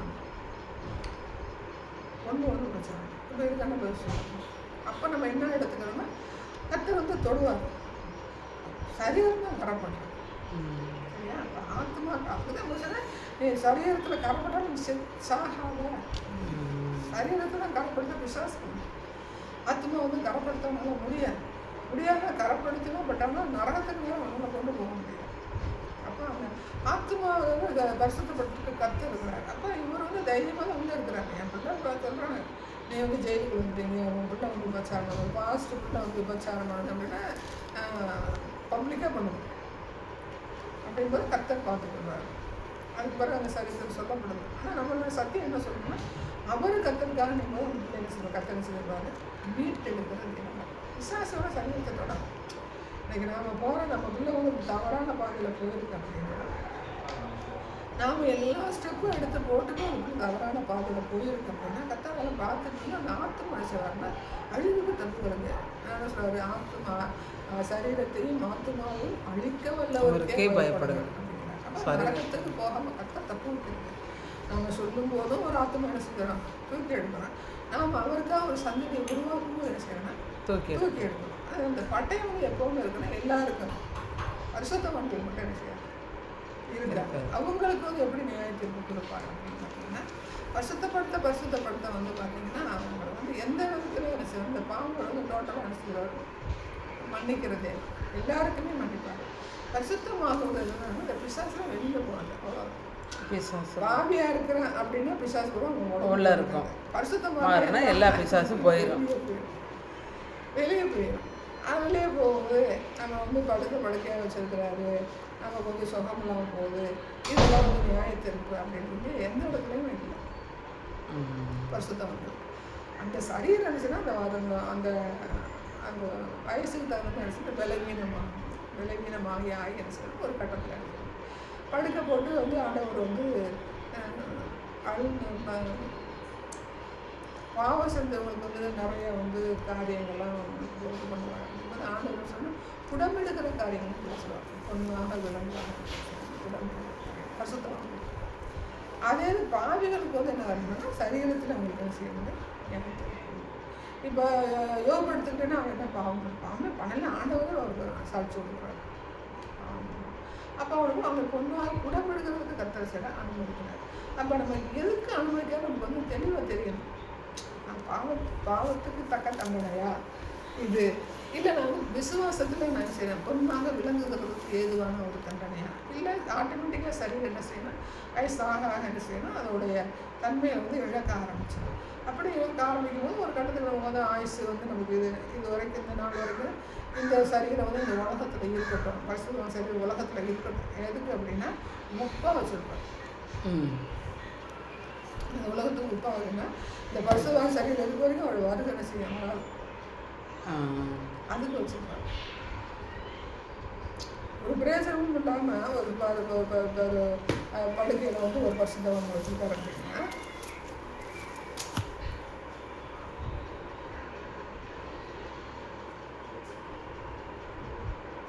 பரிசுத்தவான்கள் எல்லாரும் எடுக்கப்படும் போது உலகத்துக்கும் அழிவு வரும். அதே நம்ம யோசிக்கணும். இப்படி எல்லா காரியங்களும் தேவனுடைய சத்தியத்தை ஆனால் சில வகையாக அழுதான் கிடக்கிறாரு பரிசுத்தவான் பெட்டிலே கிடக்கிறாரு ஒரு யூஸும் இல்லாமல் கிடக்கிறாரு ஈஸியாக பேசக்கூடாது. வசனம் என்ன சொல்லுது வசனம் என்ன சொல்லுது அவர் செஞ்ச பாவத்துக்கு நாம யார் அவர் சொல்கிறாங்க மற்றவரை குற்றவாளியை நீ யார் ஆனால் ஈஸியாக என்ன செஞ்சிடும் குற்றவாளியை சொல்லிட்டு போகிறேன். இது எல்லாமே சேர்த்து வச்சு அங்கே என்ன செய்ய நமக்கு வந்து எல்லாம் மொத்தமாக அங்கே பட்டயம் தீட்டப்பட்டிருக்க மாட்டேன். ஆமாம் அது தெரியாமல் நம்ம என்ன செஞ்சிடணும் ஈஸியாக தெரியும் என்னன்னு தெரியல என்ன பாவம் பண்ணாங்களோ இந்த பாஸ்டர் இப்படி இருக்காரு இந்த அம்மா இப்படி இருக்கு உங்களுக்கு இப்படி வந்துச்சுன்னா இவங்க பாவம் அதனால தான் எந்த இடத்துல சொல்லி பாவத்துக்கு தகுந்ததாக வருஷத்துக்கு என்ன சொல்கிற பாவத்துக்கு தக்க தண்டனை பாவத்துக்கு இடை அப்படின்னு சொல்லும்போது பட்டயம் வருது கொள்ள வருது சரி இப்போ கூட்டிகிட்டு போவேன் அப்படின்னு எல்லாம் சொல்கிறவங்க பரிசுத்தவங்களுக்கு சொல்கிறாரா என்ன சொல்கிறாரு ஒரு முடிய ஒரு பங்கு முடிய முடிஞ்சு வச்சுருக்காரு. அது எப்படி பிசாசு அது பிசாசுங்களை எப்போ கொடுப்பாரு அப்படிங்கும்போது பாவம் செய்யும்போது ஒப்பு கொடுப்பாரு.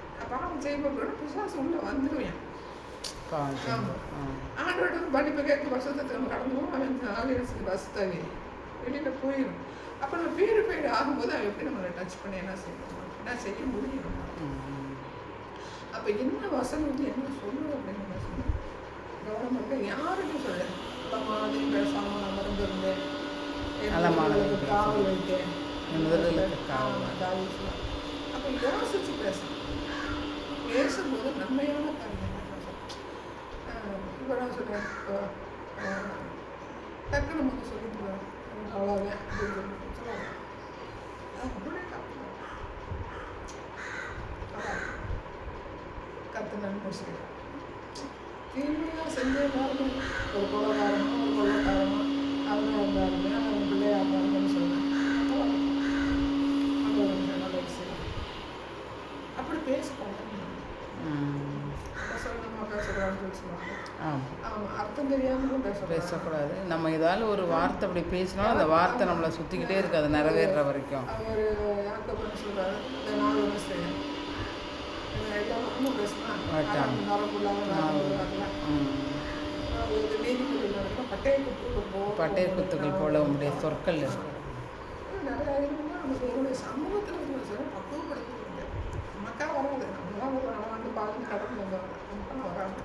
அந்த பரிசுத்தத்தின் பாதையில் போகும்போது எல்லாமே நம்ம வாய் வார்த்தை, கண்ணு பார்வை, கேட்குற விஷயம், கையில் நம்ம செய்கிற விஷயம், நம்ம காலில் நமக்கு நடந்து போகிற விஷயம், உட்கார்ற விஷயம், படுக்கிற விஷயம், பேசுகிற விஷயம், ஹிருதயத்தில் நினைக்கிற விஷயம், எண்ணங்கள், சிந்தையில் வர விஷயம், எல்லாமே கற்றுற ஒவ்வொரு காரியங்களாக பரிசுத்தம் டோட்டல் பரிசுத்தான் அனுப்புகிறாங்க. பரிசுத்தான் அவர் சொல்கிறாரு, நீதியின் கீழே நகரும். அப்போ நீதியின் கீழே வைக்கப்பட்டவர் சொல்ல அந்த எண்ணங்களை சிறை வைக்கிறோம் அப்படின்னு சொல்கிறார். எண்ணங்களை சிறை வைக்கிறோம் அப்படின்னு சொல்கிறார். அப்போ எண்ணங்கள் நம்ம சிறை வைக்க கற்றுக்கணும். எல்லா விதத்துலையும் நம்மளால் கற்றுக்க முடியும். இப்போ நார்மலாக நம்ம இங்கே போகிறோம், இப்போ பஸ்ஸில் போகிறோம், எல்லா பஸ்ஸில் என்ன சினிமாப்பட்டதே போகணும். அப்போ ஓடும்போது நமக்கு அந்த இது நம்ம மைண்ட் என்ன செய்யக்கூடாதுன்னா கரப்ஷன் அதில் வரும், வார்த்தைகள் வரும். ஏன்னா நம்ம கேட்ட பாடம் புதுசாக இருக்கிற பாட்டில் எப்படி ஒரு வார்த்தை வரும், அது மைண்டில் போய் டச் பண்ணாத அளவுக்கு என்ன செய்யணும், டச் பண்ண வேண்டியது. தேவ சமூகத்தில் தானே டச் பண்ண முடியாது. நாம எல்லாரும் நம்ம காத்து கொடுக்குறோம், நம்மளால முடியாது. அது டச் பண்ணாத அளவுக்கு தேவனுடைய சமூகத்தில் இருக்கும்போது வரும். அதை நம்ம டச் கரப்ஷன், அது தேவனுடைய சமூகத்தில் பரிசுத்தத்துக்கு நேராக போகணும். போகும்போது பாட்டு இருக்கு, டிவி கூட நம்ம பார்க்காம இதில் போகுது, பஸ்ஸில் போகும்போது டிவி ரொம்ப இல்லை வேறு ஒரு இடத்துல டிவி போட்டுருவேன்.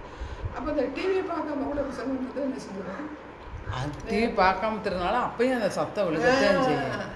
சத்தம், அந்த சத்தம் வரும்போது நார்மலாக கேட்கும். அது இருதயத்தை கரப்ஷன் பண்ணாதது வந்து பரிசுத்தத்தில் போகும்போது அதில் முடிஞ்சிச்சு. நம்ம போகிறப்ப அந்த வார்த்தைகளை நம்ம கேட்கக்கூட கூடாது, கேட்க முடியாமல் இருக்கு. கேட்கக்கூட கூடாதுன்னா இப்போ அதுதான் நான் சொல்கிறேன். இப்போ நம்ம வீட்டில் டிவி இருந்து உட்காந்து இல்லை நம்ம செல்லில் உட்காந்து நம்ம படம் பார்த்து அந்த அசத்தை வந்து விட்டுவாங்க இல்லை உட்காந்து. இப்போ போகிற போக்கில் வந்து கேட்குது, பாட்டு கேட்குது, இல்லை பஸ்ஸில் இருக்கும்போது பாட்டு கேட்குது. நம்ம ஒரு வீட்டுக்கு போகும்போது வந்து நம்ம ஒன்று ஆஃப் பண்ணிடுவோம். அது மேக்ஸிமம் இப்போ மெயினாக வந்து பஸ்ஸில் தான் ஓட்டுவாங்க, பஸ்ஸு தான் வந்து ஓட்டுவாங்க. நம்ம வந்து கவர்மெண்ட் பஸ்ஸில் நின்றுலாம் வர்றதுக்கு நமக்கு டைம் இருக்காது. இப்போ பஸ்ஸில் வந்தும்போது டிவியை வந்து பார்க்க மாட்டோம், அந்த டிவி சத்தம் நமக்கு கேட்டுக்கிட்டே இருக்கும். பாட்டு படையில் பாட்டு சத்தம் கேட்டுக்கிட்டே இருக்கும். அந்த டோட்டலாக இப்போ நம்ம ஒரு மணி நேரம் ஆடிப்பட்டது மதுரைக்கு ஆரம்பிச்சோன்னே வரும்போது ஒரு ½ அன் ஹவர் சத்தம் என்ன செய்யும் கேட்டுட்டு. அது வந்து நம்மளுக்கு கரப்ஷன் பண்ணாது. எப்போ பண்ணாது அப்படின்னா தேவ சமூகத்தில் இருந்து பரிசுத்தமாக இருக்கும்போது கரப்ஷன் ஆகாது. அந்த ஆவி உள்ள வராது, பரிசுத்தமாக வர முடியும். இப்போ வந்து அவன் பயம் காட்டுறேன் சொல்லுங்களேன், என்கிட்ட ஒன்றுமே இல்லை, என்னது பயம் காட்டுறது அப்படின்ட்டாங்க. அடிக்க வருது அதெல்லாம் எனக்கு தெரியும், சும்மா சொல்லுங்கடா அப்படின்னு சொல்லி செய்தேன்னு சொல்கிறேன். நீ அப்படி சொல்ல முடியல, எனக்கு வந்து இருக்குதுதான், நான் போய் ஜாப் பண்ணி சொல்லி சொல்லிக்கிறேன். இப்போ நான் மட்டும் பண்ண முடியும். ஆனால் எனக்கு கொஞ்சம் எனக்கு என்ன இருக்குது, அப்போ நான் கிளியர் கட்டாக இருக்குது. அது எப்போ வரும், இந்த பெருமை பாராட்டுகிற விஷயம், மேன்மை பாராட்டுகிற விஷயம் எப்போ வரும்னா தேவனுடைய சமூகத்தில் இருந்து ஒவ்வொரு காரியங்களாக நம்ம ஸ்டெப் பை ஸ்டெப்பாக போகும்போது அந்த ஆவி உள்ளே வராது. ஒரு பரிசுத்தத்துக்கு நேரம் வந்துட்டோம்னா அந்த ஆவி உள்ளே வராது. அசுத்தாது. ஆண்டவர் வந்து மதத்தின் வந்து வருகிறேன், நீங்கள் ஒன்று பண்ணுறேன், நான் வர்றேன். அது என்ன பண்ணுறது, சரீரத்தை தான். அதை சரீரம் இருக்காங்கன்னா நம்மளுடைய மீட்பின் கிரகத்துக்கு வாங்க போடுறோம். ஆனால் அவரை டச் பண்ண முடியாது. நார்மல் அவர் டச் பண்ண முடியுமாங்க. மீட்பின் கிரகத்துக்காக அப்படின்னா நம்ம செய்கிற பாவத்துக்கு அவர் தண்டனை ஏற்றுக்கிறதுக்காக அந்த சரீரத்தின் அந்த ரத்தம் வந்து இந்த பூமியில் சிந்தப்படணும். எப்போ சிந்தப்படணும், அவரோட சிந்தப்படுச்சா ரத்தம் சிந்தப்படும். அப்போ அந்த ரத்தத்தை மீட்டு போடுவதற்கு இவருடைய ரத்தம் சிந்தப்படும். ஆனால் பசங்க மாம்சத்தை பார்த்து யாரோட ஆதாமின் சந்ததி, பாவத்தின் சந்ததி. அப்போ பரிசுத்த ரத்தம் செய்யணும், இங்கே சிந்தப்படணும். சிந்தப்பட்டதுனால நம்மளுக்கு அந்த சிந்தம் மீட்பு ஏகப்பட்ட ரத்தம் சிந்தப்படும். பரிசுத்தவங்களும் ஒரு உட்காந்து சாட்சியாக வந்து ரத்த சாட்சியாக வந்து ரத்தம் சிந்தப்படும். இப்போ இது புறஜாதிகள் வந்து பாவம் ரத்தம் சிந்தப்படும். இவ்வளோ ரத்தத்துக்கு ஆண்டவருடைய ரத்தம் சிந்தப்பட்டாத்தே என்ன செய்யணும் இருக்கிறேன். அப்போ ஆண்டவர் அன்னைக்கு கொடுத்த உயிரே வீட்டில் வந்து ரத்தம் இருக்குது அதை நீ சாப்பிடாது. இது ஒரு ரத்தம் பரிசுத்த ரத்த சிந்தனை என்ன ஆகுதுன்னு பார்த்தீங்கன்னா எல்லாமே பரிசுத்தமாகுது. அப்போ எல்லாமே பரிசுத்தமாகும்போது இந்த புறஜாதி இந்த பாவனுடைய கூட்டங்கள் ஏன் பெருகுது அப்படிங்கும்போது அந்த மீன் பிடிக்கிறதோட தன்மை என்ன செய்ய அவங்கள தெரிந்து கொள்ள முடியாத அந்த அந்த ஆண்டவருடைய ரத்தம் வந்து அவங்க அந்த பாவத்தின் ரத்தத்தை பரிசுத்தமாக்க முடியும். ரத்த சாட்சியம் வச்சாங்கன்னா அவங்களுடைய அந்த ஆண்டுகள் இல்லையா அது பேசுதா, எங்கே பேசுது, வெளிப்படுத்துகிற விஷயத்தில் வரிவெடுத்தது பேசுதா, வெளிப்படுத்தணும் எப்படி இணைஞ்சிருக்கீங்க உங்களுடைய தொகை நிறைவேறும் அப்படின்னு சொல்லுவாங்க. ரத்தம் பேசுதா, இங்கேயும் பேசுங்களா ஆண்டோட ரத்தம் என்னுடைய உன்னோட சகோதரனுடைய ரத்தம் என்னோட உயிர் இருக்குது, அந்த ரத்தத்துக்கு தான் உயிர் இருக்குது. அப்போ இங்கே சிந்துற ரத்தம் பூரா எனக்கு பேசிக்கிட்டு தான் இருக்குது. அப்போ அன்னைக்கு ஆண்டவர் வந்து வேதத்தில் பதிவு பண்ணுறது வந்து பொய்யா போகுங்களா? அப்போ இன்னைக்கு பேச சத்தம் வந்து அவருடைய சன்னதியில் என்ன செய்யுது எட்டுக்கிட்டு. அப்போ எட்டும் போது என்ன செய்யறாரு வெயிட் பண்ணுறாங்க, பட்டயத்தை வெயிட் பண்ணுறாங்க. இதே லாஸ்ட் எண்டில். அப்போ இப்போ என்ன செய்யறாரு பட்டயத்தை பட்டயத்தால் சார் பட்டயத்துக்கு பட்டயத்துக்கு பட்டயம் செய்யறாரு. இங்கே நடக்கிறது பேசுகிறார். அவர் வந்து ஒப்பு கொடுக்குறீங்க.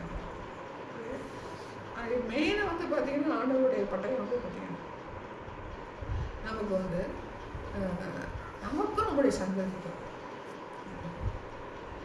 வரக்கூடாது. ஆமாம், இதில் தான் மெயினாக பார்க்குறவங்களே நம்ம செய்யணும், சொல்லணும். சும்மா எனக்கு யார் ஒரு வார்த்தை பேசுகிறோட சொல்லணும் என்னப்பா சரிங்க எங்கே போகிறீங்க அதுலேயும் பேசாத இடத்துல இருக்காங்க.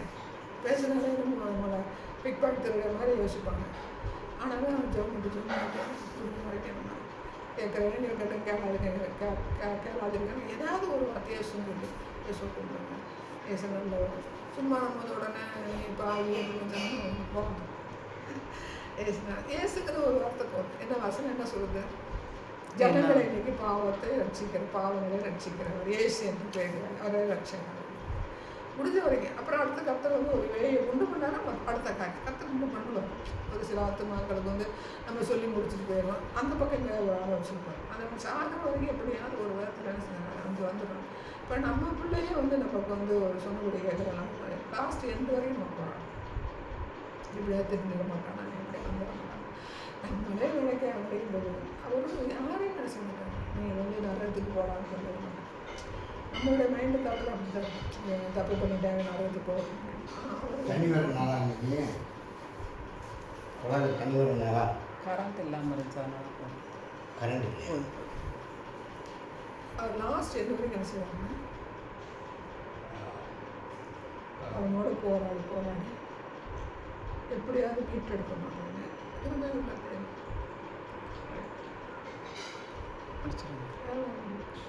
1:14 1:14 ஆமாம் சொன்னாங்க.